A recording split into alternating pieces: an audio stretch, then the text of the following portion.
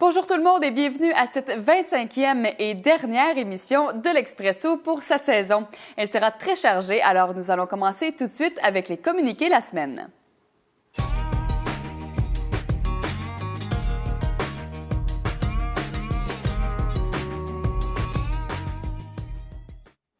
Le relais pour la vie se déroulera le 15 juin prochain et les membres organisateurs ont appris avec grande tristesse le décès de la présidente d'honneur, Mme Rachel Cloutier, elle-même atteinte du cancer.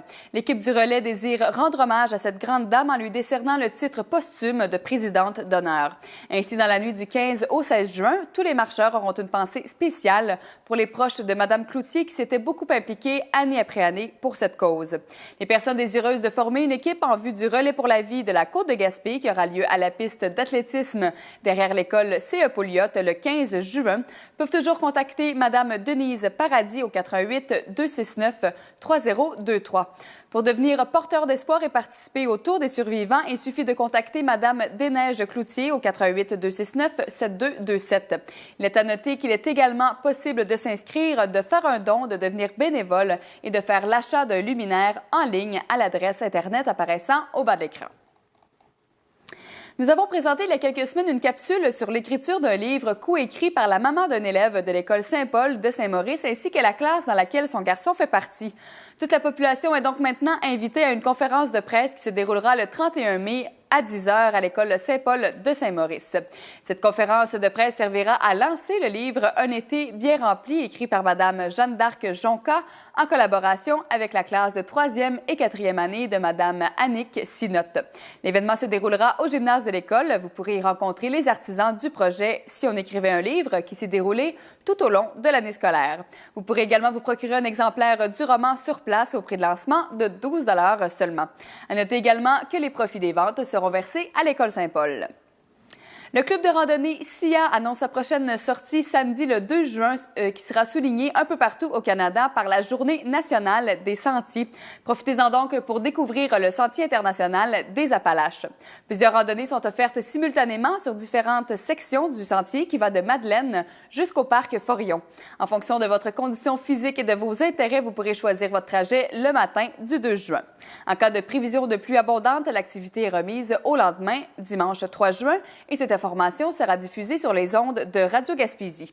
Le départ de Gaspé se fera donc le samedi 2 juin au 102 Jacques-Cartier à 9h, au motel Caribou de Rivière-au-Nord à 9h30 ainsi qu'à Cloridorme à 10h devant l'Arena. C'est vraiment ouvert à tout le monde. Pour information, téléphonez Jean-Marc au 418-368-4197. Je vous avise également que les détails des randonnées sont affichés sur notre babillard en tout temps puisque je ne pourrai plus les annoncer dans l'émission. Donc, vous pouvez aussi visiter le site web apparaissant au bas de l'écran pour obtenir plus de renseignements. Un rappel que ce jeudi 31 mai aura lieu la journée de la Gaspésie et des îles partout sur le territoire sous le thème « Soyons fiers de nous ». Pour l'occasion, toute la population est invitée à se vêtir de bleu et assister à un 5 à 7 qui se déroulera au Club nautique Jacques-Cartier de Gaspé. Et maintenant, allons jeter un coup d'œil aux nouvelles régionales.